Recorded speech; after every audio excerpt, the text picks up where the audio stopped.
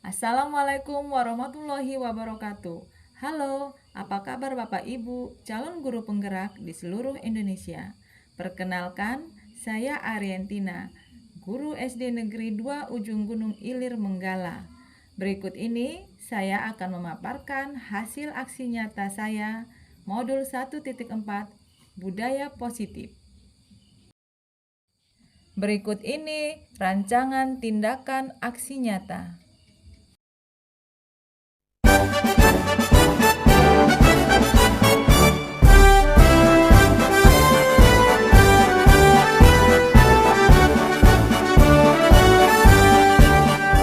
Kuatkan tekad, kuatkan hati, negeri ini memanggilmu kawan. Belajar bergerak berbagi untuk negeri, guru penggerak majukan pendidikan. Guru penggerak menghamba para murid, kreatif rancang pembelajaran. Hargai potensi, tingkatkan prestasi, lahirkan profil pelajar Pancasila. Belajar bergerak berbagi untuk negeri, kita menjalin kolaborasi. Belajar bergerak berbagi untuk negeri, demi bakti pada Ibu Pertiwi. Ya, baiklah Bapak Ibu hadirin yang saya hormati, mungkin langsung saja kita mulai kegiatan kita sosialisasi budaya positif. Sebelumnya saya buka dulu. Assalamualaikum warahmatullahi wabarakatuh. Yang saya hormati Ibu Epiani Sarjana Pendidikan selaku Kepala Sekolah SD Negeri 2 Ujung Gunung Ilir. Yang saya hormati Ibu Ariantina Sarjana Pendidikan Agama selaku guru penggerak daripada sosialisasi budaya positif. Dan yang saya hormati Bapak Ibu Dewan Guru SD Negeri 2 Ujung Gunung Ilir. Alhamdulillahirobbilalamin, segala puji hanya bagi Allah Subhanahu wa taala, berkat rahmat hidayahnya serta inayahnya kita bisa menghadiri kegiatan kita, yaitu sosialisasi budaya positif yang akan disampaikan oleh guru penggerak kita, yaitu Ibu Ariantina Sarjana Pendidikan Agama. Sholawat serta salam mau kita limpahkan pada Nabi Agung kita, yaitu Nabi mulia kita, yaitu Nabi Muhammad SAW, yang sebagaimana kita nantikan syafaat beliau di yaumil akhir nanti. Amin amin ya rabbal alamin. Baiklah Bapak Ibu hadirin yang saya hormati, adapun susunan acara sosialisasi budaya positif kita yang pertama adalah pembukaan, yang kedua nanti ada sambutan dari Kepala Sekolah SD Negeri 2 Ujung Gunung Ilir, yang ketiga yaitu akan disampaikan oleh sosialisasi budaya positif dengan guru penggerak kita, yaitu Ibu Ariantina Sarjana Pendidikan Agama Islam.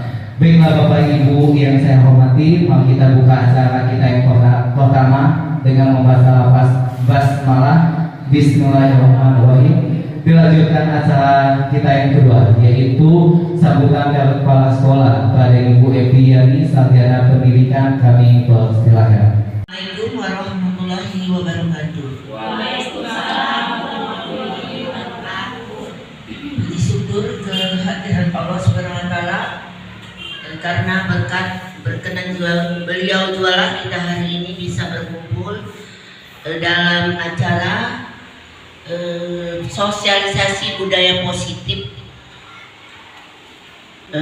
Ibu rasa ini sangat bermanfaat untuk sekolah kita, yang di sekolah kita karena ada guru penggeraknya yang bisa menggerakkan sekolah sehingga menjadi lebih baik lagi. Terima kasih saya ucapkan kepada Ibu Bapak Guru yang sudah menyempatkan diri untuk menghadiri acara kita hari ini. Semoga ilmu yang kita dapatkan di hari ini, di pagi hari ini, yaitu dengan judul sosialisasi budaya positif bisa bermanfaat untuk kita semua. dan kita terapkan di sekolah kita agar sekolah kita lebih baik dan lebih maju ke depannya. Itu yang saya harapkan. Hanya itu harapan saya kepada ibu dan bapak guru sekalian. Mudah-mudahan kita guru di sini menjadi inspirasi dari sekolah-sekolah di luar yang lainnya. Ya, saya akhiri. Wabillahi taufiq wal hidayah. Wassalamualaikum warahmatullahi wabarakatuh. Ya, baiklah Bapak, Ibu, dan Bu yang saya hormati, berikut acara ketiga kita yaitu penyampaian sosialisasi budaya positif oleh guru penggerak kita yaitu Ibu Ariantina, Sarjana Pendidikan Agama. Kami persilakan.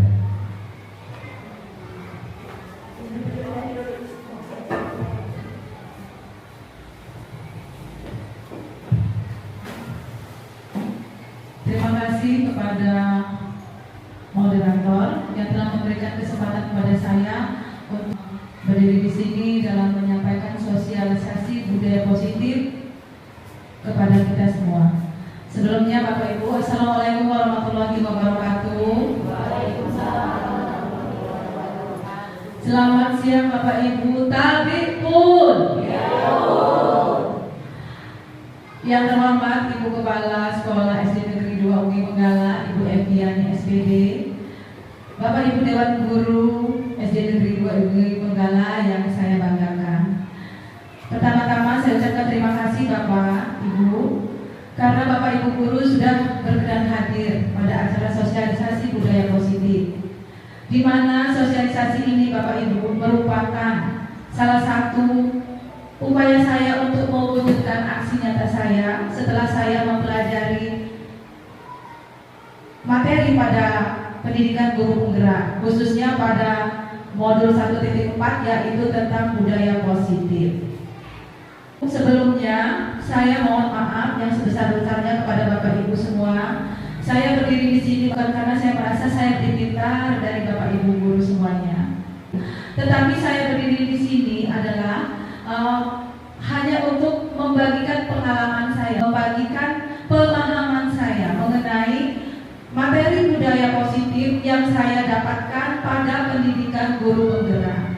Harapan saya Bapak Ibu, mudah-mudahan setelah saya menyampaikan sosialisasi ini, kita bisa merefleksi mengenai apa tugas kita, apa yang kita harapkan pada murid. Nah, setelah sosialisasi ini, mudah-mudahan kita bisa menerapkannya. Mana yang kurang baik, mana yang kurang pas Bapak Ibu, itu bisa kita perbaiki bersama-sama. Baiklah Bapak Ibu, saya mulai saja kegiatan sosialisasi kita tentang budaya positif. Apakah budaya positif itu Bapak Ibu? Di sini budaya positif adalah nilai-nilai keyakinan-keyakinan dan kebiasaan-kebiasaan yang baik yang berpihak pada murid agar murid dapat berkembang menjadi pribadi yang kritis, penuh hormat dan bertanggung jawab, baik itu dalam lingkungan sekolah kita ini ataupun anak berada dalam lingkungan keluarga. Mengapa Bapak Ibu perlu ada pengembangan budaya positif di sekolah? Pengembangan budaya positif di sekolah ini dapat menumbuhkan motivasi intrinsik. Apakah motivasi intrinsik itu Bapak Ibu? Itu adalah motivasi dari dalam diri, motivasi yang keluar dari dalam diri murid-murid kita untuk menjadi pribadi yang bertanggung jawab dan berbudi pekerti, serta nantinya akan bermuara pada murid yang berprofil Pancasila. Bapak Ibu, lalu apa yang harus kita lakukan untuk mewujudkan budaya positif kepada siswa-siswa kita? Yang harus kita lakukan Bapak Ibu salah satunya adalah untuk membangun budaya positif sekolah kita ini perlu menyediakan lingkungan yang positif, lingkungan yang aman, lingkungan yang nyaman. Mengapa? Agar murid ini mampu berpikir, bertindak, belajar, mencipta dengan merdeka dan penuh rasa tanggung jawab. Nah, Itulah Bapak Ibu, mengapa budaya positif itu sangat perlu sekali diterapkan di sekolah. Tujuannya adalah agar murid mampu berpikir, bertindak, belajar, dan mencipta dengan merdeka tanpa adanya gangguan. Nah, bagaimana Bapak Ibu sekolah menciptakan suasana lingkungan yang aman, yang menyenangkan bagi murid? Nah, ini Bapak Ibu pada konsep utama budaya positif ini, saya akan membagikan pemahaman mengenai yang pertama perubahan paradigma belajar, kedua disiplin positif, ketiga motivasi perilaku manusia, keempat kebutuhan dasar manusia, kelima posisi kontrol restitusi, ini posisi kita sebagai guru, kemudian keyakinan kelas, dan segitiga restitusi. Bapak Ibu, materi pada budaya positif ini memang cukup banyak, tetapi insya Allah setelah kita mengikutinya, mudah-mudahan kita akan tergugah hatinya Bapak Ibu. Kita tidak akan merasa jenuh karena materi pada budaya positif ini adalah materi-materi baru yang bisa membuka mata hati kita, membuka pola pikir kita untuk melakukan suatu perubahan terhadap apa yang selama ini sudah kita lakukan.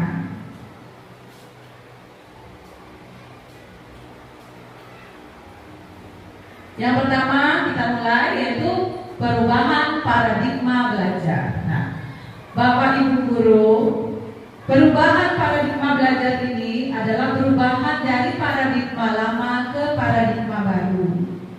Apakah perubahan paradigma belajar itu Bapak Ibu guru? Paradigma lama itu pembelajaran berpusat pada guru. Jadi sebagai pelaku utama dalam kegiatan pembelajaran itu kita guru. Lalu apa peran murid? Murid sebagai objek. Jadi yang berperan utama dalam kegiatan pembelajaran, kalau itu paradigma lama, itu adalah kita guru. Tetapi pergeserannya Bapak Ibu pada paradigma baru, pembelajaran itu pembelajaran yang dipusatkan pada murid. Lalu apa tugas guru? Guru hanya sebagai fasilitator, memfasilitasi murid dalam belajar. Kalau paradigma lama, kita guru sebagai subjek, tetapi di sini muridnya yang sebagai subjek, Bapak Ibu guru. Murid yang melakukan pembelajarannya. Kita guru hanya menuntut, hanya memfasilitasi murid dalam belajar. Contohnya pada paradigma lama. Ketika guru akan mengajar, misalnya guru akan mengajar seperti ini. Anak-anak, hari ini kita akan belajar mengenai benua Australia. Lalu guru menjelaskan benua Australia dari A, B, C. Apa yang diketahui murid Bapak Ibu guru? Murid akan tahu tentang benua Australia itu hanya sebatas A sampai C seperti yang disampaikan oleh guru tadi. Karena sumber informasi pada paradigma lama itu adalah guru. Yang mentransfer informasi adalah guru, murid hanya objek. Pergeserannya Bapak Ibu pada paradigma baru itu seperti ini. Guru akan mengajar dengan cara seperti ini. Anak-anak, hari ini kita akan belajar tentang benua Australia. Anak-anak, benua Australia itu sebagian besar itu terdiri dari daratan. Setelah itu guru akan menyerahkan kepada siswa. Anak-anak, coba kalian cari tahu bagaimana sih apa tentang benua Australia itu. Lalu murid akan aktif Bapak Ibu untuk mencari tahu bertanya kepada kakaknya, kepada ibunya, atau mencari tahu dengan mengakses dengan internet. Lalu apa bedanya Bapak Ibu?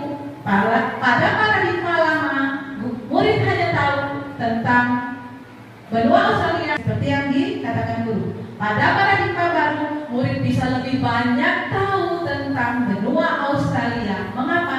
Sumber informasinya tidak hanya guru, tetapi banyak informasi yang diakses murid untuk mengetahui mengenai benua Australia itu tadi. Nah, jadi itu Bapak Ibu guru pergeserannya. Kemudian Bapak Ibu guru, pada paradigma lama, ketika sumber informasinya guru sebagai pelaku utamanya, itu pembelajarannya itu kurang efektif. Kenapa? Karena murid hanya menerima. pada paradigma baru, pembelajaran itu lebih meresap masuk ke dalam pikiran murid. Mengapa? Karena mereka yang melakukan. Prosesnya mereka yang melakukan, Bapak Ibu guru. Nah, di sini jelas ya Bapak Ibu guru tentang perubahan paradigma belajar. Kemudian contoh kelas yang bisa menerapkan dengan paradigma berdiferensiasi ini, artinya paradigma yang berpusat kepada murid, kemudian menyesuaikan dengan kemampuan murid, dengan karakter murid masing-masing. Nah, kalau pada paradigma lama itu guru itu mengajar dengan kemauan guru, dengan cara guru. Apa yang nyaman bagi guru itu yang dilakukan. Tapi pada paradigma baru, pembelajaran dengan prinsip terdiferensiasi, guru menyesuaikan dengan kemampuan murid, dengan karakter murid masing-masing. Misalnya Bapak Ibu guru dalam satu kelas itu terdiri dari 5 orang anak saja. Itu kan cara belajarnya berbeda-beda. Ada yang lambat, ada yang cepat. Ada yang ingin belajar, nyamannya belajar dengan metode ceramah. Ada yang nyaman dengan melakukan, misalnya dengan demonstrasi. Kemudian ada yang nyaman dengan melihat video, dengan visual misalnya. Nah, bagaimana cara guru mengatasi itu? Guru bisa menggabungkan beberapa metode atau cara. Jadi tidak hanya terfokus dengan satu metode. Jadi murid bisa menyesuaikan. Yang nyaman dengan ceramah, dia akan materinya akan resap dengan metode ceramah. Yang nyaman dengan metode demonstrasi, karena murid itu sukanya melakukan, dia akan lebih meresap materi masuk ke dalam pikiran anak itu dengan metode demonstrasi. Begitu juga yang selanjutnya. Lalu kelemahannya apa Bapak Ibu? Dari paradigma baru ini, gurunya itu harus aktif, gurunya harus inovatif, gurunya harus punya banyak pengetahuan. Kalau gurunya diam, tidak mau belajar, tidak mau menyesuaikan dengan kebutuhan anak, bagaimana dia mau mendesain pola pembelajaran terdiferensiasi yang berpusat pada siswa ini? Pengalaman saya ketika menerapkan student center atau pembelajaran yang bersama dengan murid itu, ketika menggabungkan beberapa metode, tampak sekali murid itu aktif dalam kegiatan pembelajaran. Kenapa? Mereka tidak jenuh, banyak pilihan yang bisa dilakukan murid. Selanjutnya, nah, materi yang kedua Bapak Ibu adalah materi disiplin positif. Bapak Ibu, kita sudah sering melakukan disiplin terhadap murid kita, terhadap diri kita juga, kita sudah sering melakukan disiplin. Contoh disiplin, ada yang bisa bantu saya Bapak Ibu? Contoh disiplin itu kira-kira yang seperti apa? Iya. Contoh disiplin adalah, ini Bu Rika mau jawab, yang seperti apa Bu Rika? Ayo. Datang pada tepat waktu, baik guru maupun muridnya. Ada lagi Bapak Ibu yang bisa mencontohkan disiplin? Banyak sekali Bapak Ibu contoh-contoh disiplin yang sudah kita lakukan di sekolahan ini, yang sudah anak-anak lakukan. Nah, sebelum kita lanjut Bapak Ibu, kita lihat dulu apa itu makna disiplin. Kebanyakan orang menghubungkan kata disiplin itu dengan kata tertib, kemudian keteraturan, kepatuhan. Kemudian disiplin juga sering dihubungkan dengan hukuman. Artinya ketika kita mendisiplinkan anak, guru itu menerapkan hukuman supaya anak itu disiplin.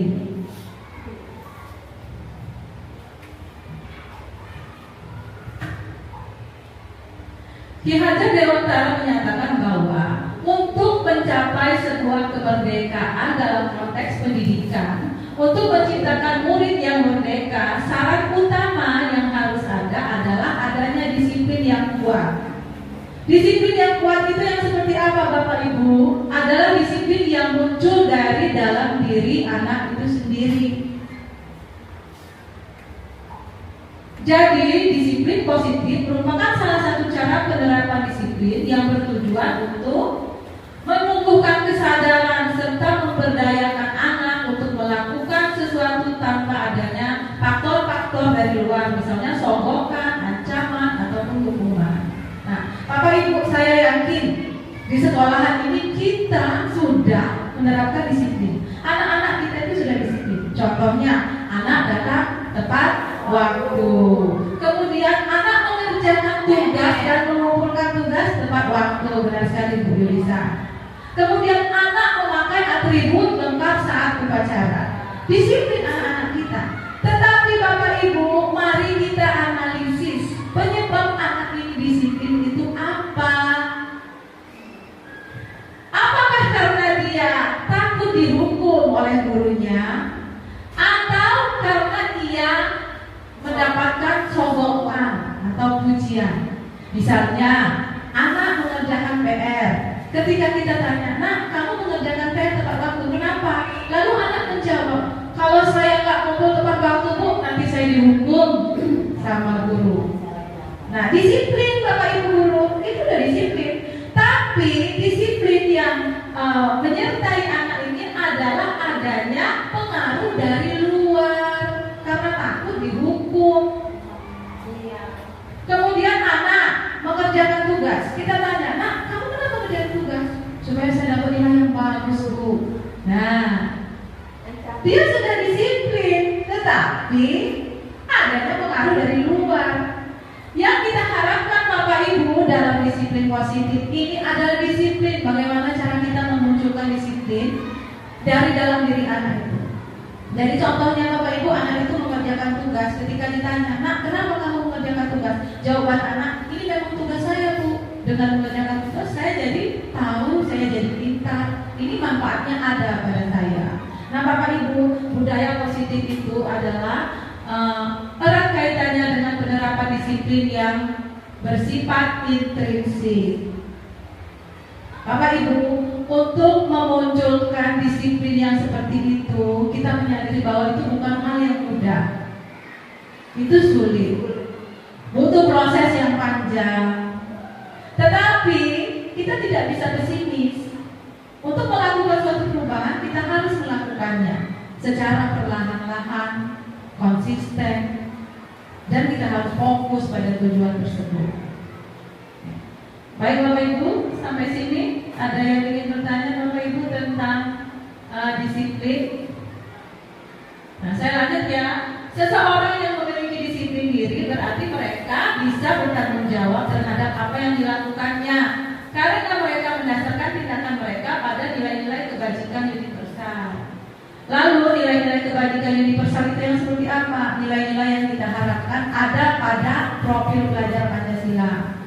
Bisa bantu saya Bapak Ibu, apa saja segmen dari profil pelajar Pancasila?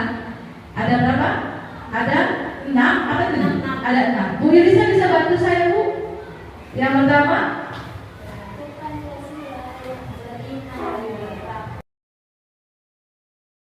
belajar Pancasila, beriman dan bertakwa pada Tuhan Yang Esa dan berakhlak mulia, berkebinekaan global, gotong royong mandiri, kreatif dan bernalar kritis.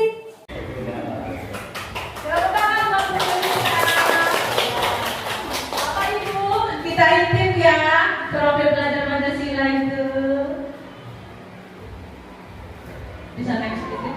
Nah, ini dia Bapak Ibu, nilai-nilai kebajikan yang diharapkan dari disiplin positif itu akan bermuara pada profil pelajar Pancasila. Elemennya apa saja? Yang pertama, beriman dan bertakwa kepada Tuhan Yang Maha Esa. Kedua, mandiri. Ketiga, bergotong royong. Keempat, berkebinekaan global. 5, bernalar kritis. Dan 6, kreatif. Nah, jadi Bapak Ibu, disiplin positif itu kita arahkan untuk mewujudkan budaya positif, di mana budaya positif itu arahnya nanti akan bermuara pada mewujudkan profil pelajar Pancasila dengan memiliki nilai-nilai kebajikan yang 6 ini. Luar biasa sekali Bapak Ibu. Ketika murid kita merdeka dengan memiliki 6 elemen nilai-nilai kebajikan ini. Semangat Bapak Ibu. Ya, semangat. Mari kita bersama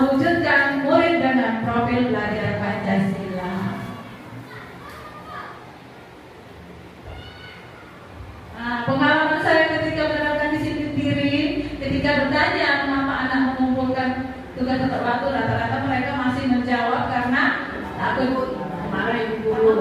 Iya, tetapi lambat laun kita akan buka Bapak Ibu guru.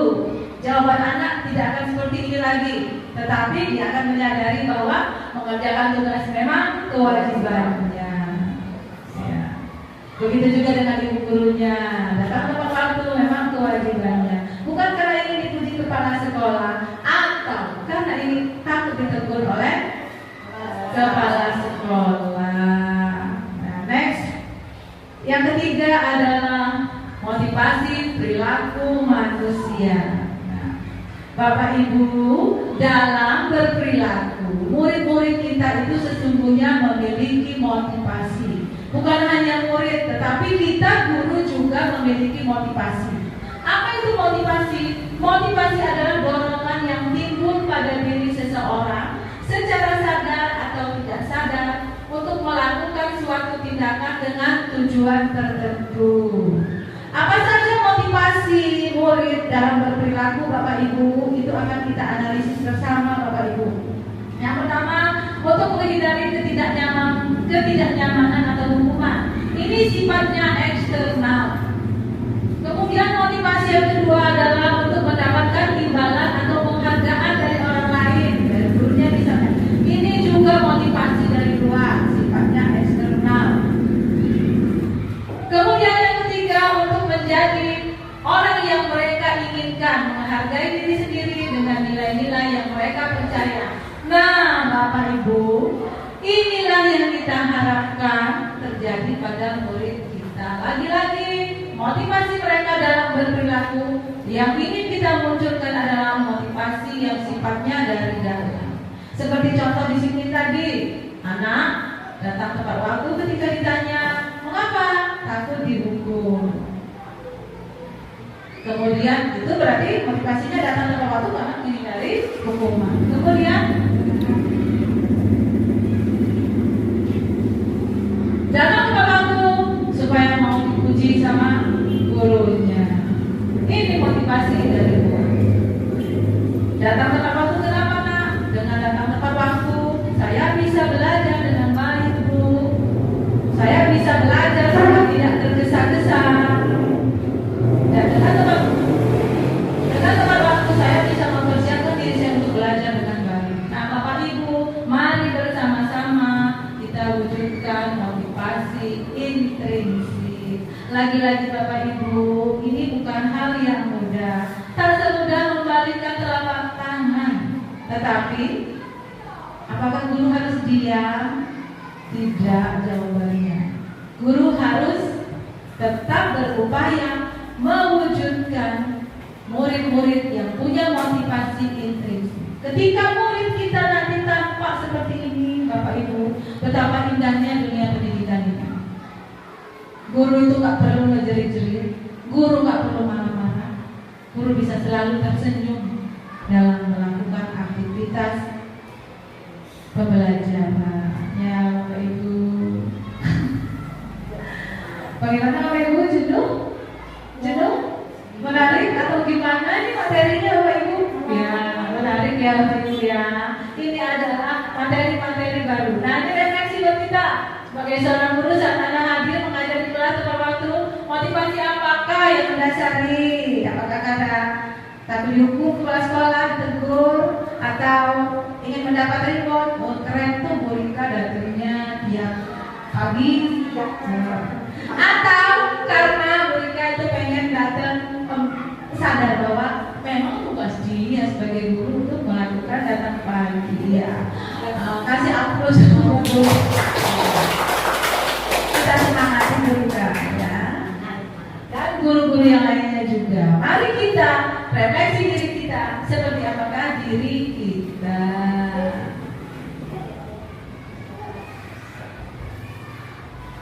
Nah, Bapak Ibu, pada materi memunculkan motivasi ini ada materi yang menyatakan bahwa didukung oleh penghargaan. Nah, ini Alfikon pada bukunya Prinsip Valuer 1993, kemudian pada wawancara SDC Annual Komprehensif Maret 1995. Nah, Kon menyatakan baik itu penghargaan yang yang diberikan kepada anak dalam berperilaku ataupun hukuman ketika anak berperilaku itu sama-sama menghancurkan potensi pembelajaran yang sesungguhnya.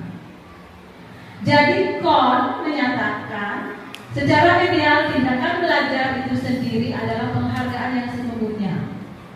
Kemudian KON juga mengungkapkan beberapa pernyataan dari hasil pengamatannya selama ini Bapak Ibu tentang tindakan memberikan penghargaan yang dianggapnya sama dengan menghukum anak. Contohnya seperti apa? Kita sering kan Bapak Ibu memberikan penghargaan kepada anak. Ya. Menurut kita itu adalah untuk memotivasi anak. Tapi ternyata menurut KON itu sama saja dengan menghukum karena motivasi yang diberikan itu adalah faktornya eksternal. Nah, kemudian di sini KON menyatakan bahwa penghargaan itu pengaruhnya sifatnya jangka pendek dan jangka panjang. Artinya bersifat jangka pendek dan membuat orang akan merasa tergantung. Murid akan merasa tergantung. Kemudian KON juga menyatakan penghargaan itu tidak efektif. Jika mengharapkan suatu penghargaan, maka ketika orang tidak mendapatkannya maka akan kecewa. Ya. Kemudian KON menyatakan bahwa penghargaan itu Bapak Ibu merusak hubungan. Contohnya, penghargaan menciptakan persaingan di kelas dan persaingan menciptakan kecemasan. Ketika kecemasan terjadi, hubungan anak-anak dan temannya jadi hubungan anak-anak dan temannya jadi tidak membaik. Nanti kita pikirkan bersama apa pendapat KON ini yang kira-kira sesuai dengan kita. Kemudian penghargaan mengurangi ketepatan. Kemudian penghargaan menurunkan kualitas. Nah, dengan memberikan reward maka akan menurunkan kualitas. Kemudian penghargaan menghukum Bapak Ibu. Penghargaan menghukum mereka yang tidak mendapatkan penghargaan, misalnya dalam sistem ranking, mereka yang mendapatkan ranking kedua akan merasa dihukum. Mengapa? Karena dia kalah dengan yang ranking 1. Jika suatu penghargaan diharapkan, namun anak tidak mendapatkannya, maka anak akan merasa seakan-akan dia terhukum. Ada beban Bapak Ibu dalam dirinya. Nah, itu sistem ranking kita Bapak Ibu. Nah, itu perlu kita pikirkan bersama. Sistem ranking kita itu kan kita pakai sejak zaman-zaman dulu. Tapi ternyata ada pendapat yang menyatakan bahwa ranking itu sama dengan memberikan hukuman kepada anak.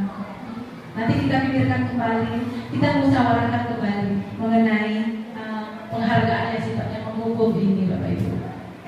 Lalu apa yang diharapkan? Nah, motivasi dari dalam diri. Ketika anak belajar, jangan mengharapkan apa-apa. Jangan mengharapkan adanya reward atau penghargaan. Biarkan anak itu belajar dengan sendirinya. Karena penghargaan yang sebenarnya Bapak Ibu adalah penghargaan ketika anak itu sedang belajar itu. Itu adalah penghargaan yang sebenarnya. Ketika anak kelas 1 misalnya selama 1 tahun belajar untuk menyusun huruf A, B, C, lalu merangkainya, lalu sehingga dia bisa membaca dalam proses yang panjang. Itu adalah sebuah penghargaan yang sebenarnya terhadap dirinya, usahanya, bukan dengan memberikannya reward. Oh ini belajar membacanya cepat, lalu ini yang kita kasih ranking. Lalu bagaimana dengan anak yang usahanya sudah mati-matian sampai dengan 1 tahun untuk belajar Bapak Ibu, sementara dia belajar dengan sungguh-sungguh, apakah dia tidak layak untuk dihargai? Nah, inilah Bapak Ibu. Makanya KON tidak sepakat dengan sebuah penghargaan. Biarkan anak itu belajar dengan sendirinya, belajar dengan prosesnya. Karena pembelajaran yang sesungguhnya ketika dia belajar dengan proses yang dia tempuh itulah sebuah penghargaan buat dirinya. Baiklah Bapak Ibu, ini sudah 4 materi yang saya sampaikan. Nah, pengalaman saya dalam penerapan motivasi, awalnya saat murid diminta untuk mengumpulkan sampah plastik, mereka seperti tidak peduli. Tetapi setelah mereka melihat dan menyadari dari sampah tersebut bisa menghasilkan barang-barang yang keren, nah mereka menyodorkan kepada saya, Bapak Ibu, Bu, ini sampah plastiknya. Ketika melihat sampah plastik, mereka langsung mengambilnya. Kenapa? Kesadaran mereka sudah keluar bahwa sampah plastik itu bisa menghasilkan sesuatu yang bernilai. Yang seperti ini Bapak Ibu yang kita harapkan kepada anak-anak kita. Ya. Baiklah Bapak Ibu, sepertinya ini udah mulai agak jenuh. Apa kita ice breaking dulu Pak Sandra? Ya. Kita ice breaking dulu ya Bapak Ibu. Bagaimana ice breakingnya Bapak Ibu? Nah, coba Pak Sandra, kita maksimalkan dulu Bapak Ibu kerja otak kanan dan otak kiri kita. Kita ini punya otak kanan dan otak kiri. Bagaimana supaya seimbang, dua-duanya harus sering bekerja sama. Nah, mari kita seimbangkan pekerjaan dari otak kanan dan otak kiri kita dengan melakukan sebuah kegiatan Bapak Ibu. Nah, kegiatan ini sederhana, tapi kalau nggak konsentrasi antara yang kanan dan yang kiri, itu kadang-kadang hasilnya tidak seimbang. Pak Sandra bisa pegang. Bapak Ibu, sekarang kita angkat kedua tangan kita. Ya, udah diangkat. Yang kanan angka 1, yang kiri angka 5. Ya, angka 1, angka 5. Dalam hitungan beberapa, hitungan ketiga kita rubah. Kita rubah yang kanan angka 5, yang kiri angka 1. Mudah atau tidak? Ya. Baik, kita lakukan. 1, 2, 3. Ayo, kan? Tak semudah yang dibayangkan. 1, 2, 3 berubah. 1, 2, 3 berubah. 1, 2, 3 berubah. Baiklah Bapak Ibu, terima kasih tepuk tangan untuk kita semua. Dari sini saja Bapak Ibu kita tahu hal yang sepele pun ternyata tak semudah yang dibayangkan. Hanya menukar-nukar tangan dari kanan kiri, dari kiri kanan, ternyata banyak yang keliru. Ya.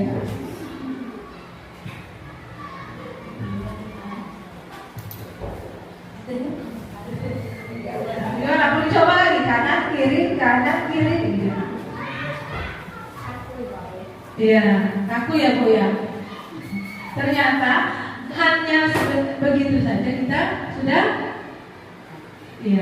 keliru.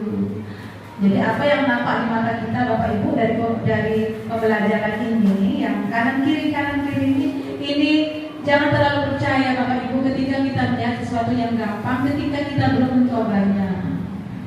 Karena ketika dicoba itu ternyata sulit. Jadi ketika ada seseorang yang kita lihat dari pembelajaran speaking tadi, lalu kita sepelekan, alah masih gitu aja. Karena kita tidak melakukannya. Coba kalau kita melakukannya, ternyata tak semudah yang kita bayangkan. Baiklah Bapak Ibu, kita lanjut. Materi kita yaitu kebutuhan dasar manusia. Nah, Bapak Ibu, kita percaya bahwa murid dalam berperilaku itu memiliki tujuan. Ya guru, ya murid itu memiliki tujuan Bapak Ibu dalam berperilaku. Nah, kemudian memiliki kebutuhan dalam berperilaku. Apa saja kebutuhan manusia, kebutuhan murid kita, kebutuhan dasar murid kita dalam berperilaku Bapak Ibu? Yang pertama adalah kebutuhan untuk bertahan hidup. Yang kedua, kebutuhan kasih sayang. Yang ketiga, penguasaan. Yang keempat, kebebasan. Dan yang kelima, kesenangan. Nanti akan kita lihat Bapak Ibu, perilaku murid kita di kelas itu sesungguhnya mereka sedang memenuhi kebutuhan mereka yang seperti apa. Yang pertama, kebutuhan untuk bertahan hidup. Ini sifatnya fisik. Contohnya kesehatan, rumah, makan. Apa hubungannya dengan perilaku murid? Ada Bapak Ibu. Kalau murid datang belajar lemas-lemas, ketika ditanya belum makan, tentu saja perilakunya akan tidak baik. Nah, jadi perlu sekali kebutuhan untuk bertahan hidup. Kemudian yang kedua, kebutuhan akan kasih sayang. Ini sifatnya psikis. psikis. Contohnya keinginan untuk disukai dan terima oleh orang lain. Anak kita dalam berlaku juga menginginkan kebutuhannya seperti itu. Yang ketiga, kebutuhan penguasaan, sifatnya juga psikis. Kebutuhan pengakuan atas kemampuannya. Contohnya ketika dia merasa bangga ketika berprestasi, keinginan untuk menjadi pemimpin. Nah, itu sesungguhnya anak itu sedang memenuhi kebutuhan penguasaan, ya, sifatnya psikis. Ketiga, kebutuhan kebebasan. Keempat, kebutuhan kebebasan. Nah, ini otonomi, dia ingin mandiri. Contohnya, anak suka mencoba hal-hal yang baru dan menarik dan cepat merasa bosan. Nah, kita marah sama anak, kamu kok suka benar belajar dengan cara kamu sendiri. Ternyata Bapak Ibu, anak ini sedang memenuhi kebutuhan, salah satu kebutuhan dasarnya. Kemudian yang kelima, kebutuhan kesenangan. Contohnya anak suka bermain dan bersenang-senang. Ketika anak belajar, Bapak Ibu, itu harus kita perhatikan. Perilaku-perilaku anak di dalam kelas itu, ketika anak belajar misalnya sambil bernyanyi, kira-kira itu kebutuhan yang dibutuhkan anak itu kebutuhan yang mana, Bapak Ibu? Ya, itu kebutuhan kesenangan. Lalu ada lagi contohnya, anak berkomentar seperti ini. Saya males belajar, gurunya ngajarnya itu aja. Kebutuhan apa, Bapak Ibu? Iya, itu kebutuhan anak kebebasan. Lalu ada anak yang berkata seperti ini, saya pakai jepit baru, tapi kok ibu itu negor saya ya? Padahal saya pakai jepit baru. Kira-kira itu kebutuhan apa, Bapak Ibu?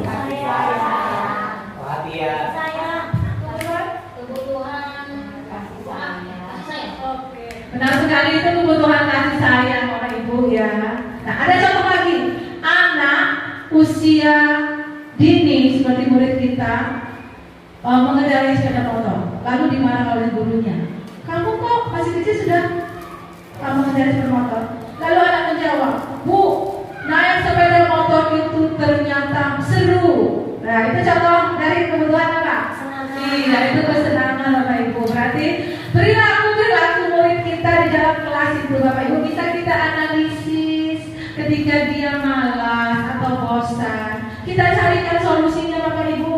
Ajak dia belajar di luar misalnya, atau ganti metode pembelajarannya, aktifkan anak tersebut. Ini adalah tugas kita sebagai seorang guru. Kebutuhan dasar manusia ini, Bapak Ibu, ini erat kaitannya dengan dunia berkualitas. Ketika kebutuhan anak ini terpenuhi, maka ia bisa mewujudkan dunia yang berkualitas bagi diri. Apa dunia berkualitas itu? Dunia berkualitas itu adalah tempat khusus dalam pikirannya, tempat khusus, tempat menyimpan gambaran apa yang ia inginkan. Misalnya yang menarik baginya, yang paling penting baginya adalah gurunya, atau yang paling ingin dia capai itu adalah belajar dengan baik. Itu adalah contoh-contoh dunia berkualitas yang anak harapkan. Next, Bapak Ibu, selanjutnya 5 posisi kontrol. Nah, ini materi kelima kita ya Bapak Ibu ya. Semangat ya Bapak Ibu. Kita menyambut materi ini yang kelima. Nah, Bapak Ibu, ini 5 posisi kontrol. Posisi kontrol siapa Bapak Ibu? Posisi kontrol kita sebagai guru. Dalam apa? Dalam mendisiplinkan anak yang membuat kasus. Anak yang membuat masalah itu biasanya kita disiplinkan kan? Kita panggil. Nah, sesungguhnya Bapak Ibu, dalam mendisiplinkan anak ini kita itu punya 5 posisi kontrol. Apa saja Bapak Ibu? Yang pertama adalah posisi sebagai penghukum. Nanti kita koreksi diri kita, selama ini kita mendisiplinkan anak, posisi apakah yang kita pakai. Yang kedua, posisi pembuat rasa bersalah. Ketiga, pemantau. Keempat, teman. Dan kelima, manajer. lihat Bapak Ibu, posisi menghukum. Pada posisi menghukum, seorang penghukum bisa menggunakan hukuman fisik maupun verbal. Kata-kata.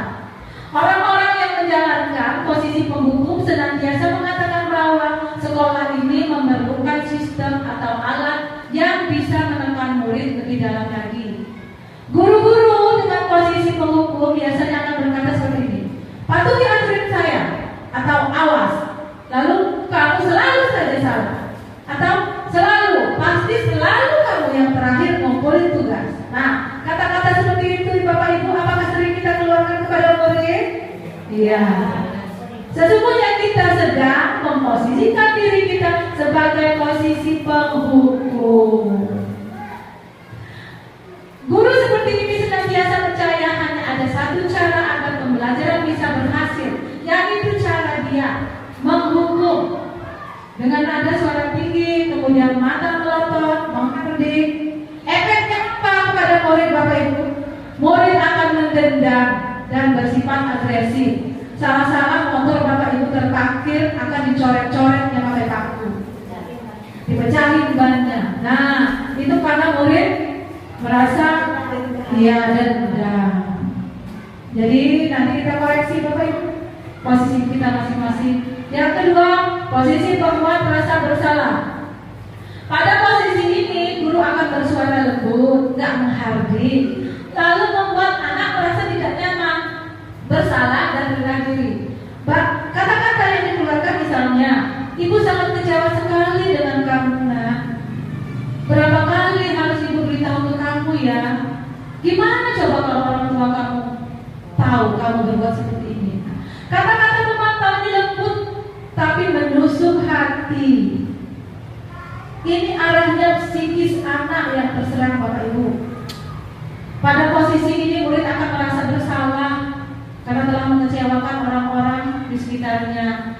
Kemudian murid merasa menjadi orang yang gagal dan tidak sanggup membahagiakan orang lain. Bapak Ibu, pada posisi pemantau ini, sikap seperti ini kadang berbahaya, lebih berbahaya dari posisi penghukum. Kenapa? Karena yang terserang adalah psikis anak. Nah, pada posisi ini anak itu ya tertekan, kemudian bisa tiba-tiba meletus amarahnya, bisa menyakiti diri sendiri, bahkan mungkin orang lain. Hati-hati dengan posisi pemantau. Ya, anak itu merasa gagal. Next, Bapak Ibu, selanjutnya posisi teman. Guru pada posisi ini tidak menyakiti murid, namun akan tetap berupaya untuk mengontrol murid dengan cara persuasi, membujuk, mengajak. Ini posisinya positif di sini. Hubungannya terjalin baik antara guru dan murid. Murid bisa humor dengan guru. Kemudian bahasa yang digunakan ini, adik, ayolah, bagaimana sih kamu? Kemarin kamu sudah janji karena tidak akan terlambat lagi. Bahasanya keras, ya. Ya sudah, tidak apa-apa, duduk sana. Kamu ini, nah, ini posisi teman. Apa yang terjadi? Murid akan merasa senang dan akrab dengan guru. Dampak positif ini Bapak Ibu. Hanya saja negatifnya, murid ini akan tergantung dan mengandalkan guru tersebut. Murid akan patuh hanya pada guru tersebut dan belum tentu dia akan berlaku sama guru lain. Ini posisi teman. Sering juga kita lakukan. Memang Bapak Ibu, setelah saya mencoba menerapkan posisi teman, murid itu dekat dengan saya. Murid itu tidak ada sungkan mau berbaur karena posisinya teman. Nah, sekarang kita lanjut. Posisi yang keempat adalah memantau. Memantau berarti mengawasi. Pada saat kita mengawasi, kita bertanggung jawab atas perilaku orang-orang yang kita awasi. Posisi memantau berdasarkan pada peraturan-peraturan yang ada di sekolah. Ia akan menerapkan sanksi dan konsekuensi. Contoh kata-kata pemantau, adik, kamu terlambat 15 menit. Apakah kamu paham konsekuensinya? Pemantau ini akan mengandalkan catatan-catatan tentang peraturan sekolah.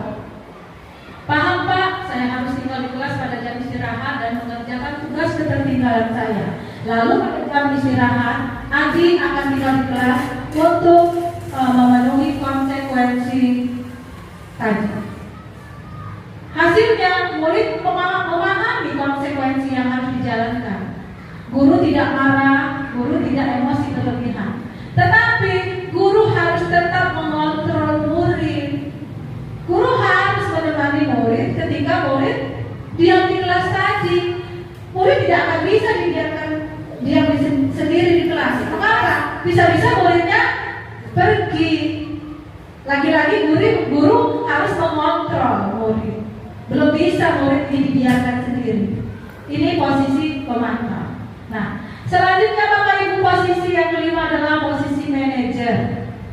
Posisi terakhir manajer adalah posisi di mana guru berbuat sesuatu bersama dengan murid, kemudian mempersilahkan murid mempertanggungjawabkan perilakunya.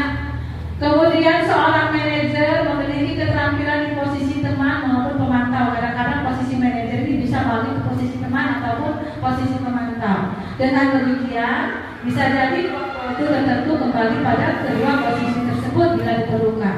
Pada posisi manajer lebih fokus kepada murid. Guru akan mengembalikan tanggung jawab pada murid untuk mencari jalan keluar permasalahannya, tentu saja dengan bimbingan guru. Nah, pada posisi manajer ini Bapak Ibu, bagaimana yang dikatakan guru kepada murid? Guru akan berkata seperti ini. Ketika murid melakukan pelanggaran, guru berkata seperti ini. Apa yang kita yakini ini akan kembali ke keyakinan kelas. Kemudian, apakah kamu meyakininya? Kemudian jika kamu meyakininya, apakah kamu bersedia untuk memperbaikinya? Lalu guru juga akan bertanya, jika kamu memperbaiki ini, hal ini menunjukkan apa tentang dirimu? Apa rencana kamu untuk memperbaiki hal ini? Tugas manajer bukan untuk mengatur perilaku seseorang. Kita membimbing murid untuk dapat mengatur dirinya sendiri. Manajer ini tidak memisahkan murid dari kelompoknya Bapak Ibu, tetapi mengembalikan murid tersebut ke kelompoknya dengan karakter yang lebih kuat. Nah, manajer akan mendisiplinkan murid dengan pertanyaan-pertanyaan seperti ini. Apa yang dibutuhkan manajer ketika mendisiplinkan murid? Ini adalah keyakinan kelas. Jadi ketika kita memposisikan diri kita sebagai manajer Bapak Ibu, di kelas kita harus ada keyakinan kelas. Kalau tidak ada keyakinan kelas, bagaimana kita mau bertanya kepada murid? Nah, kamu berbuat seperti ini, keyakinan kelas apa yang kamu langgar? Ketika di kelas tidak ada keyakinan kelas, murid bingung, tak tahu keyakinan apa. Itulah Bapak Ibu, makanya setiap awal tahun kita itu buat keyakinan kelas bersama murid-murid. Untuk apa? Untuk memposisikan diri sebagai manajer. Ketika anak berbuat salah, kita gak mau marah, kita panggil dia. Nah, keyakinan apa yang kamu langgar? Dengan begitu anak ini akan menyadari, oh iya saya ternyata telah melanggar keyakinan yang ini. Lalu kita tanya, apa yang akan kamu perbaiki dari keyakinan yang kamu langgar itu? Ya Bu, misalnya saya tidak akan belajar dengan berisik lagi, karena saya menyadari berisik itu akan mengganggu teman-teman saya dalam belajar. Kita butuh Bapak Ibu keyakinan kelas. Nah, ini beberapa posisi Bapak Ibu.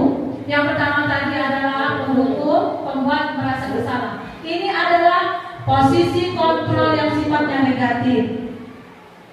Ya, posisi ini sifatnya negatif. Apa identitas yang diberikan kepada anak-anak akan merasa gagal? Motivasi ini yang keluar adalah motivasi eksternal dari anak. Ketika anak berbuat, kemudian didisiplinkan guru dengan posisi ini, maka motivasi yang keluar itu eksternal.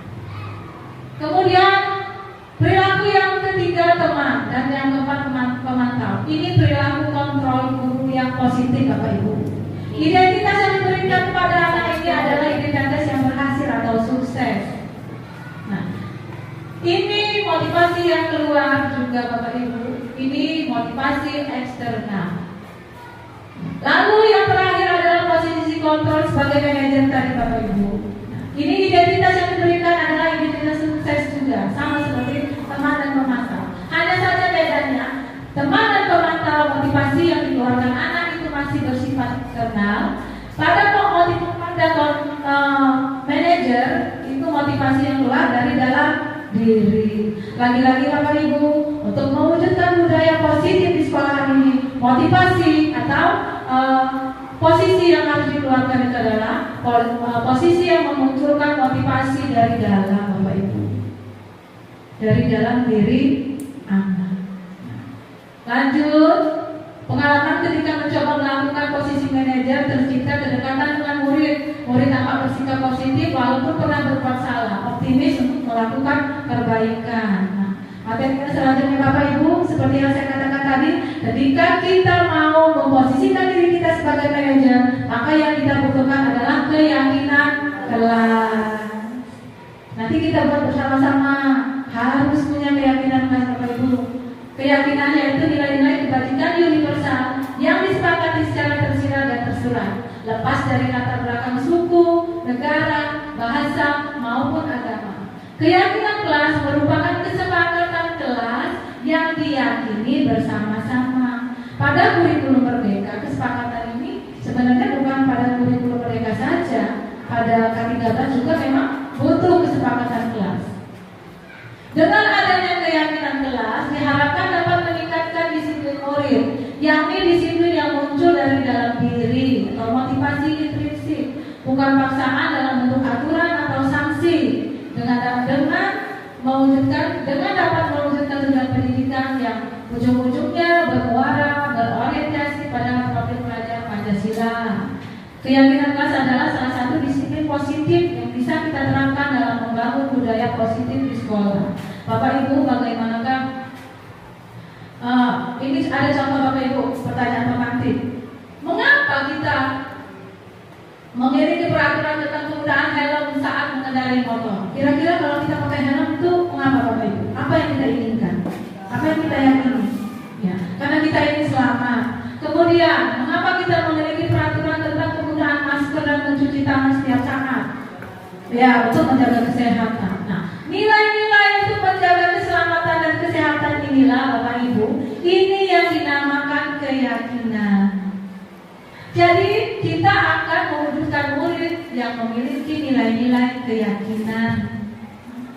Jika mematuhi nilai keselamatan dan kesehatan ini adalah yang merupakan suatu keyakinan. Jika kita mematuhi peraturan tersebut, karena kita menyadari bahwa itu adalah hal yang baik bagi kita. Nah, kemudian menurut Boston, keyakinan akan lebih memotivasi seseorang dari dalam. Ciri-ciri keyakinan kelas itu seperti apa Bapak Ibu? Sifatnya abstrak. Kemudian keyakinan kelas berupa pernyataan universal. Kemudian kalimat-kalimatnya dalam bentuk positif. Kemudian keyakinan kelas tidak dibuat dalam jumlah yang banyak sehingga mudah diingat. Nah, prosedurnya bagaimana? Yang pertama, murid dan guru bersurah pendapat. Apa yang ingin mereka harapkan terlihat dari kelas tersebut. Kemudian setelah bersurah pendapat, mencatat semua masukan-masukan yang diberikan murid dan guru. Kemudian menyusun keyakinan kelas Bapak Ibu. Setelah masukan-masukan ini didapatkan, lalu kita susun keyakinan kelas. Lalu kita tinjau kembali Bapak Ibu guru kata-katanya, apakah sudah baik atau belum. Setelah itu kita buat keyakinan kelas dalam kertas yang besar. Lalu guru dan siswa sama-sama tanda tangan di sini bahwa ini kesepakatan kita. Norma-norma yang akan kita patuhi. Setelah selesai bisa ditempel Bapak Ibu di kelas masing-masing. Guru dan siswa Bapak Ibu bisa setiap mau belajar setiap pagi baca dulu keyakinan kelasnya sama-sama.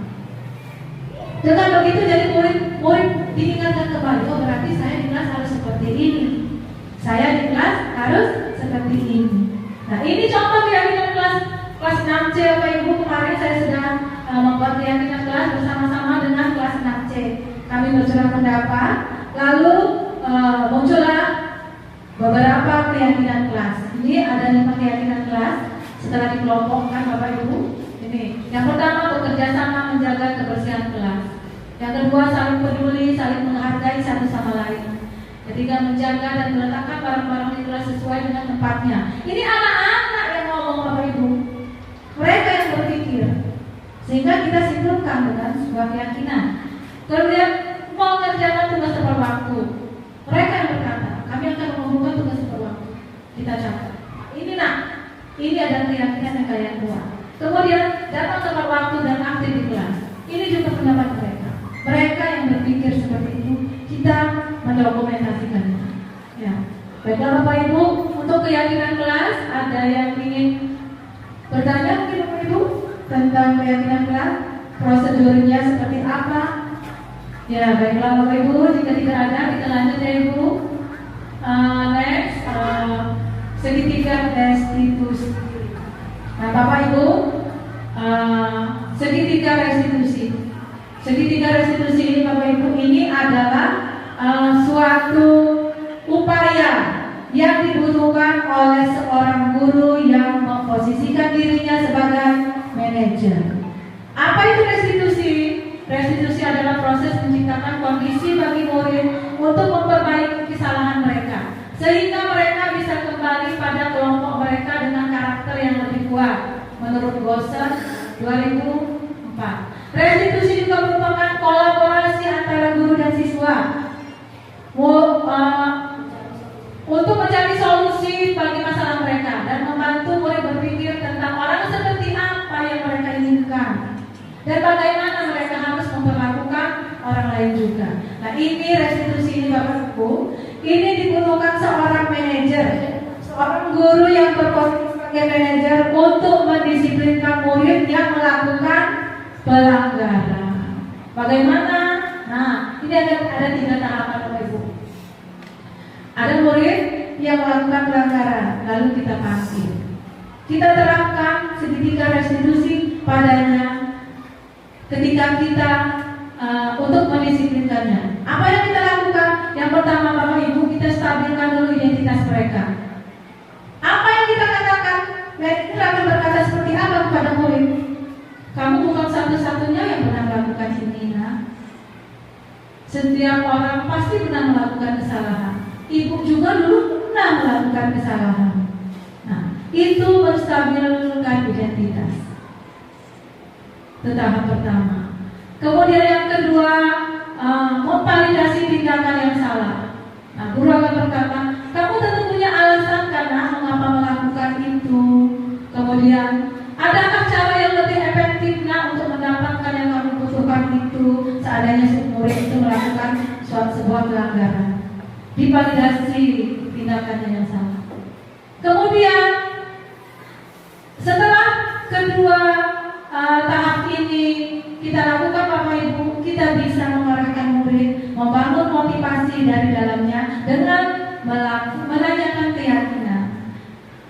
Keyakinan kelas apa yang telah kita sepakati? Kemudian kamu ingin menjadi orang seperti apa? Keyakinan kelas yang tidak kamu sepakati itu yang seperti apa? Lalu murid akan ingat, oh ya Bu, keyakinan kelas yang tidak saya sepakati itu adalah misalnya ketika murid merusak barang-barang di kelas, dia akan mengatakan bahwa keyakinan kelas yang tidak saya sepakati itu Ibu adalah menjaga barang-barang dan meletakkan barang-barang dengan baik di kelas. Posisi manajer sangat membutuhkan segitiga restitusi. Next Bapak Ibu, pada posisi ini, pada posisi menstabilkan identitas ini, guru akan mengatakan bahwa seperti yang saya katakan tadi, membuat kesalahan itu adalah sesuatu yang wajar. Jadi murid ini nggak langsung gagal ibu-ibu, walaupun dia melakukan kesalahan. Ini yang akan kita gali untuk menyadarkan anak tersebut supaya muncul motivasi intrinsik. Kemudian manusia itu tidak ada yang sempurna. Setiap manusia itu sering melakukan kesalahan. Dengan begitu kan anak itu dia merasa dekat. Dia tidak terlalu tertekan, tidak merasa gagal. Kemudian kita bisa memperbaiki masalah ini. Jangan langsung tiba-tiba langsung dihukum, tidak. Nah, berdasarkan prinsip ini, membuat kesalahan adalah bagian dari proses pembelajaran. Jadi anak itu berbuat salah, itu adalah proses dari sebuah pembelajaran. Jadi kita tidak bisa langsung menjas anak itu bahwa atau memponis anak itu bahwa anak itu tidak baik, tidak benar, bukan.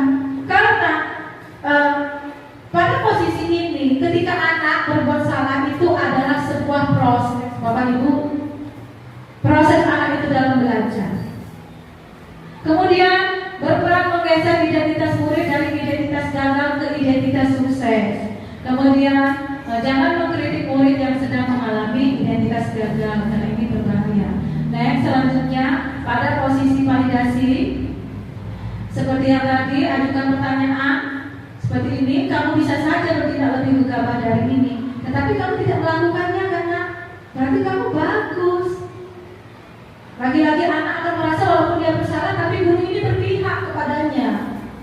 Anak tidak akan takut sama guru. Kemudian kamu bukan melakukannya tanpa suatu alasan kan? Mengapa kamu melakukannya, nak? Kemudian kamu melakukannya karena mempertahankan sesuatu yang penting bagimu, karena itu wajar, nak. Nah, kemudian Bapak Ibu, prinsip ini adalah bagian dari yang nomor 2. Prinsip ini berperilaku berupa memenuhi suatu kebutuhan tertentu. Jadi anak itu berperilaku atau melanggar disiplin itu karena dia sedang memenuhi kebutuhan tertentu. Ada berapa tadi kebutuhan dasar manusia, Bapak Ibu? Masih ingat? Ada 5. Ya, jadi anak itu tidak disiplin karena dia sedang, kembali lagi Bapak Ibu, sedang memenuhi salah satu kebutuhan dari anak tersebut. Kemudian guru akan menggeser dari pemikiran stimulus respon menjadi proaktif. Kemudian mengenali dan mengakui kebutuhan murid ini dapat memperbaiki hubungan dengan murid. Kemudian yang terakhir, pernyataan-pernyataan disampaikan dengan nada suara tidak menghakimi atau memojokkan murid. Nah, yang ketiga, Bapak Ibu, ini adalah pada bagian menanyakan keyakinan. Nah, pada bagian ini guru akan bertanya kepada murid, kelas apa yang keyakinan kelas apa yang kita inginkan, sebagai keluarga kelas apa yang kita yakini, nilai-nilai apa yang telah kita sepakati. Nah, ini kita akan tanyakan berdasarkan keyakinan kelas tadi.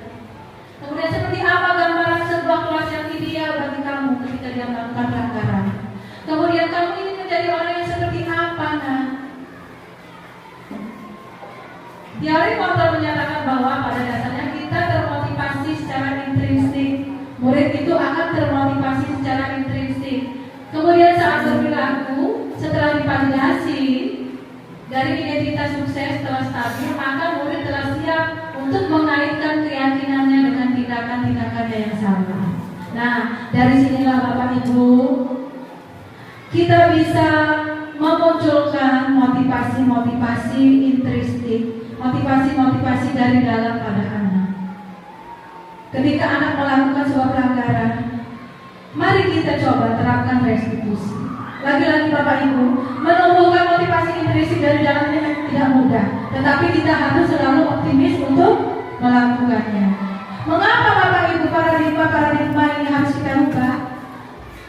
Untuk menyesuaikan Bapak Ibu dengan kondisi pendidikan saat ini.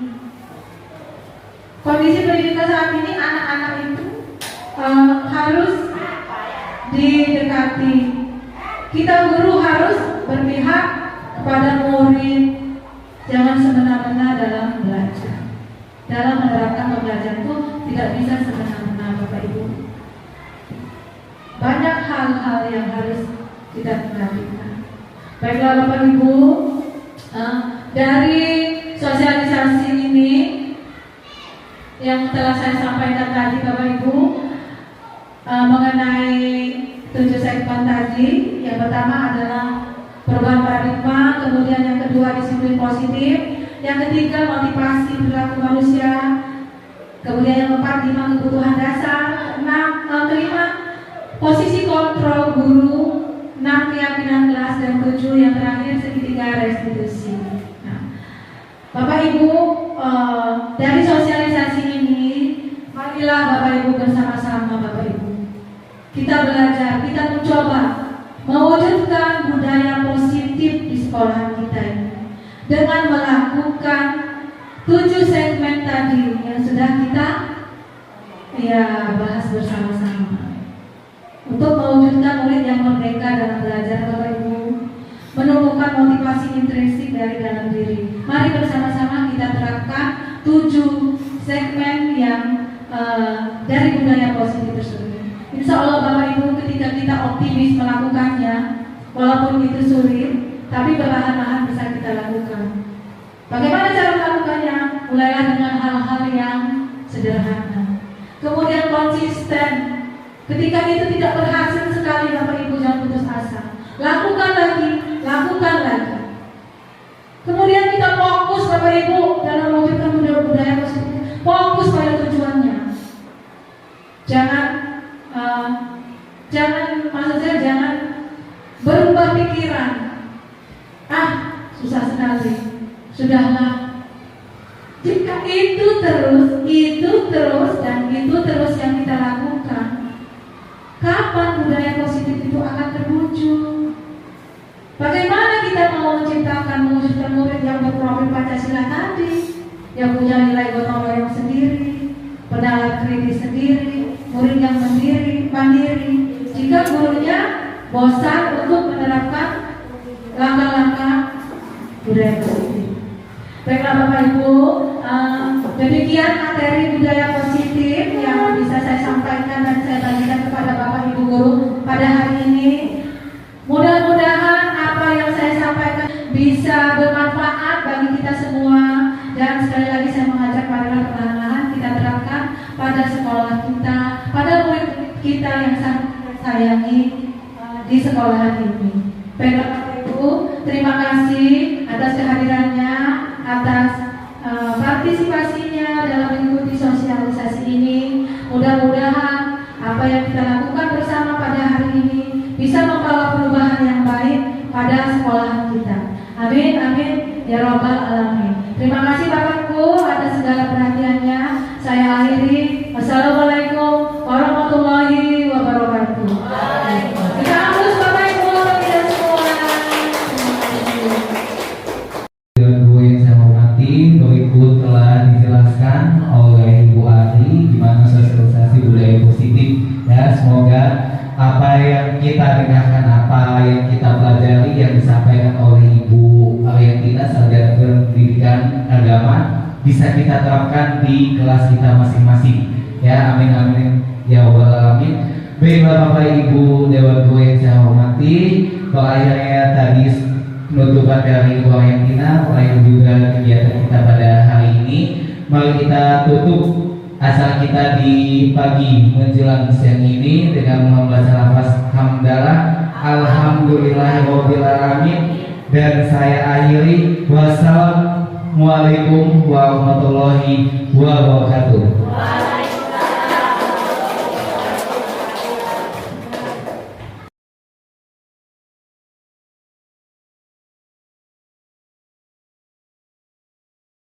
Assalamualaikum warahmatullahi wabarakatuh.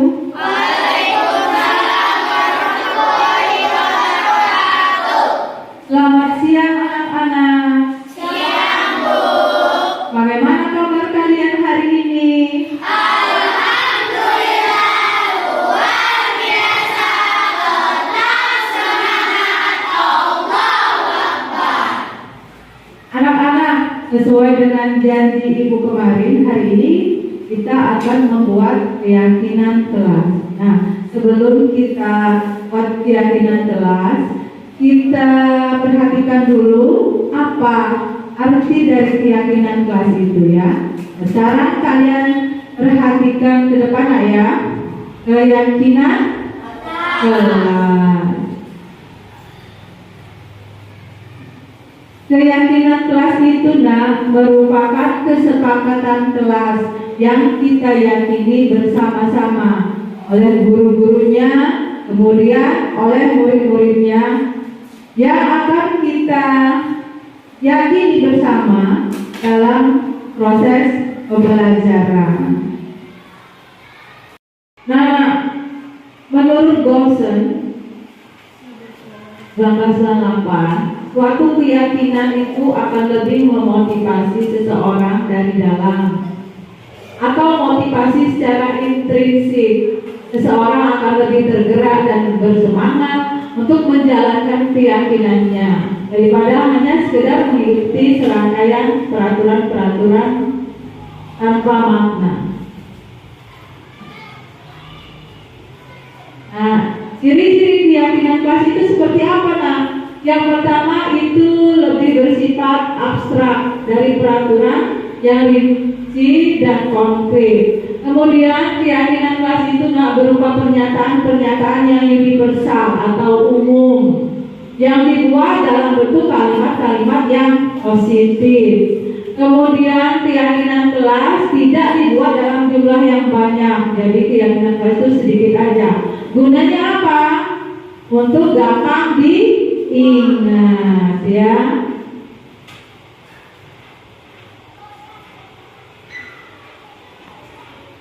Tujuan keyakinan kelas itu dibuat. Nah, keyakinan kelas itu dibuat diharapkan dapat meningkatkan disiplin murid. Selama ini kalian sudah disiplin belum?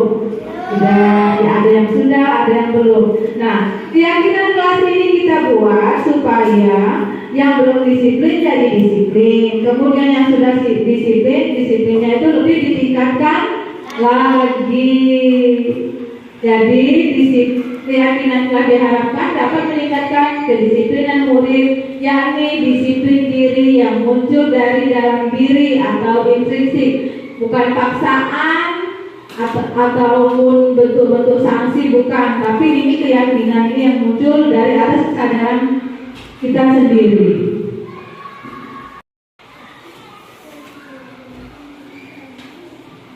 Setelah nanti keyakinan kelas ini kita bentuk, udah jadi, Nak. Lalu setiap hari guru sama siswa itu sebelum belajar dibaca lagi keyakinan kelasnya. Nah, sebelum belajar guru dan siswa membaca keyakinan kelas lagi. Gunanya apa? Untuk mengingatkan bahwa kita punya keyakinan yang harus kita taati dan yakini bersama-sama dalam kegiatan proses pembelajaran kita. Bagaimana, Nak, cara membuat keyakinan kelas? Itu yang pertama, guru dan siswa itu curah pendapat. Jadi kemukakan apa yang kalian harapkan dari kelas itu. Suasananya misalnya seperti apa, kemudian ingin teman-teman atau gurunya seperti apa. Nah, itu nanti kita curah pendapat. Kemudian setelah curah pendapat, Nah, dicatat semua apa yang diharapkan oleh semua murid-muridnya, semua guru-gurunya dalam kelas itu, apa yang diharapkan tanpa itu nanti setelah curah pendapat dicatat. Kemudian yang ketiga disusun, Nah. Setelah dikelompokkan, kemudian disusun jadi keyakinan kelas. Nah, setelah jadi keyakinan kelas tinjau lagi, kira-kira ada tidak kata-katanya yang kurang tepat atau kurang pas, itu bisa direvisi lagi. Nah, setelah jadi keyakinan kelas, lalu guru dan siswa sama-sama tanda tangan di bawahnya, menunjukkan bahwa guru dan siswa atau seluruh warga kelas itu sepakat atas keyakinan tersebut. Nah, yang terakhir kalau sudah jadi dipasang, ditempel di dinding-dinding kelas. Setiap hari mau belajar dibaca untuk mengingatkan bahwa kita dalam berperilaku di kelas punya keyakinan yang harus kita patuhi, ya.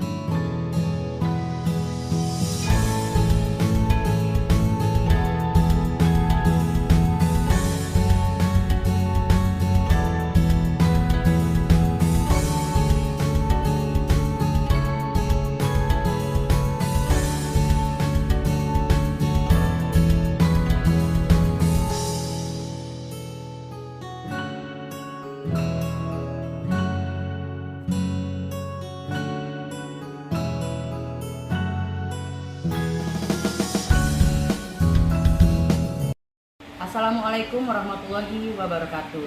Saya Dinalia Sandika, guru dari SDN 02 UGI. Setelah saya mengikuti sosialisasi budaya positif yang disampaikan oleh Ibu Ariantina, saya menjadi lebih banyak tahu mengenai apa saja yang harus saya terapkan kepada murid-murid saya. Untuk menambah budaya positif pada mereka, saya rasa bagus sekali materi budaya positif ini. Dengan materi ini, budaya positif ini, saya bisa mengoreksi cara saya mendisiplinkan murid-murid saya, memperbaiki cara mengajar saya dan memahami kebutuhan murid saya dan dalam belajar. Sekali lagi, saya terima kasih sekali pada Ibu Ariantina atas informasinya. Wassalamualaikum warahmatullahi wabarakatuh. Assalamualaikum warahmatullahi wabarakatuh. Nama saya Faiz Alim Arhanda, kelas 6C. Setelah saya bersama Ibu Ariantina dan guru-guru lainnya membuat keyakinan kelas, saya merasa senang.